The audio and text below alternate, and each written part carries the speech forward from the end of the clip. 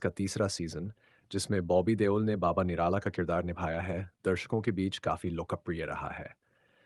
इस सीजन में बाबा निराला की सत्ता और पम्मी की प्रतिशोध की कहानी को प्रमुखता से दिखाया गया है। कहानी का सारांश।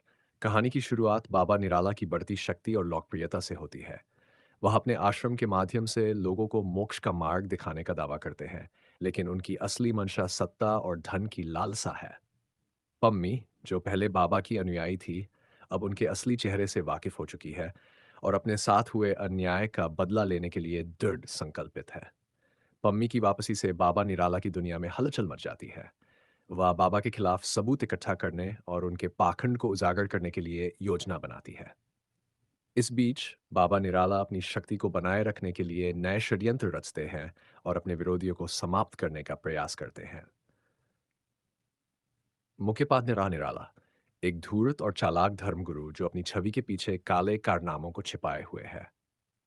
पम्मी, एक पूर्व कुश्ती खिलाड़ी और बाबा की अनुयायी जो अब उनके खिलाफ विद्रोह कर रही है। भोपा स्वामी, बाबा निराला का विश्वास पात्र जो उनके सभी गुप्त कार्यों में शामिल है। बबीता चौधरी, आश्रम की एक अन्य सदस्य जिसकी अपनी महत्वाकांक्षाएं हैं। कहानी का विस्तार। पम्मी की वापसी से बाबा निराला चिंतित हो जाते हैं, क्योंकि वह जानती है कि बाबा के आश्रम के पीछे क्या चल रहा है। वह अपने परिवार के साथ मिलकर बाबा के खिलाफ सबूत जुटाने लगती है।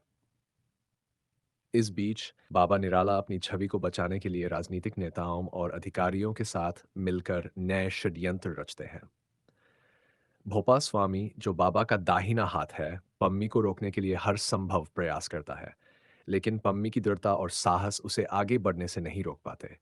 वह मीडिया के माध्यम से बाबा के काले कारनामों को उजागर करने की योजना बनाती है। कहानी में कई मोड़ आते हैं, जहां पम्मी और उसके सहयोगियों को चुनौतियों का सामना करना पड़ता है, लेकिन उनकी सच्चाई और न्याय की लड़ाई अंततः रंग लाती है और बाबा निराला का असली चेहरा सबके सामने आता है। इस सीजन में दिखाया गया है कि कैसे एक व्यक्ति की सच्चाई और हंस भ्रष्टाचार और पाखंड के खिलाफ खड़ा हो सकता है। बॉबी देओल ने बाबा निराला के किरदार में अपनी अदाकारी से दर्शकों को प्रभावित किया है, जबकि आदिति पोहनकर ने पम्मी के रूप में एक मजबूत और प्रेरणादायक प्रदर्शन दिया है। आश्रम 3 का ये सीजन दर्शकों को अंत तक बांधे रखने में सफल रहा है, जिसमें सत्ता, धर्म और न्याय की जटिलताओं को बखूबी दर्शाया गया है।